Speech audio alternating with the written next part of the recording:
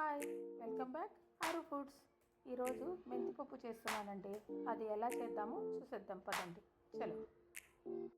దీనికోసము కందిపప్పు, వెల్లుల్లి, ఆనియన్, చింతపండు, టొమాటో అన్నీ రెడీగా పెట్టుకోండి.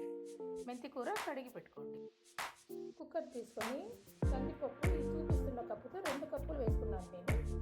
మీరు దానికి తగ్గట్టుగా వేసుకోండి. కొద్దిగా వెల్లుల్లిపాయలు, తర్వాత చిన్న నిమ్మకాయ అంత చింతపండు, కొద్దిగా కొత్తిమీర, కరివేపాకు కూడా వేసేయండి. తర్వాత కట్ చేసుకున్న ఆనియన్స్ వేసేయండి.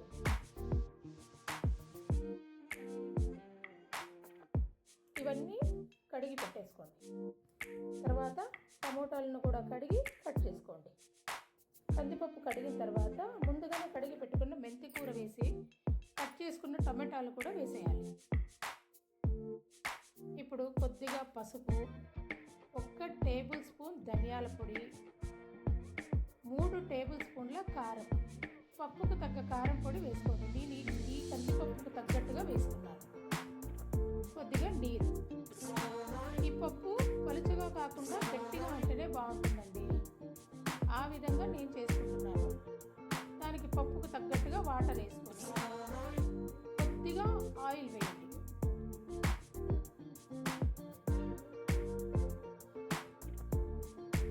పప్పు పొంగకుండా ఉండడానికి ఆయిల్.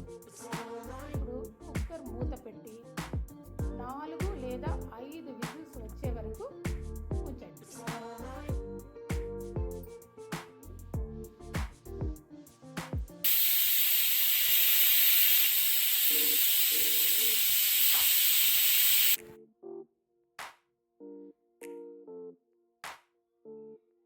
చూద్దాము పప్పు ఏ విధంగా వచ్చిందో. ఇంకా కొద్దిగా వాటర్ ఉంది. ఇలాగే స్టవ్ పైన ఒక 2 నిమిషాలు ఉంచితే పప్పు దగ్గర పడుతుంది.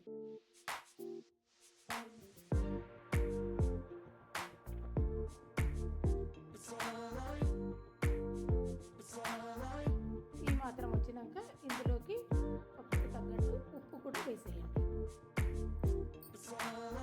మరి ఒకసారి చూసుకొని నీరంతా ఇంకిపోయిన తర్వాత సరిపోతుంది. పప్పు మెదిపేసుకోండి. ఇంతేనండి. దీనికి ఇప్పుడు మనం పోపు పెట్టుకుందాం. ఆయిల్ వేసి ఆయిల్ వేడయ్యాక అందులోకి ముందుగా వెల్లుల్లిపాయలు కొద్దిగా బ్రౌన్ కలర్ వచ్చిన తర్వాత ఆవాలు, జీలకర్ర, కరివేపాకు, ఎండుమిరపకాయలు,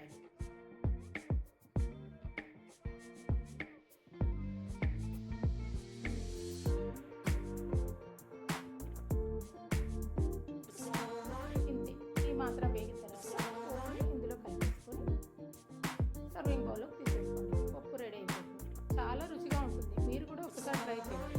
కానీ ఈ పప్పుకి ఇప్పుడు నేను కాంబినేషన్ కూడా చూపిస్తాను. చూద్దాం.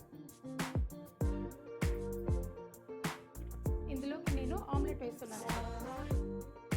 ఆమ్లెట్ కోసం ఆనియన్, మిర్చి, కొత్తిమీర కట్ చేసి పెట్టుకున్నాను. నేను 2 ఎగ్స్ తీసుకున్నాను. ఎగ్స్ ఇందులో వేసుకొని బీట్ చేసుకోండి.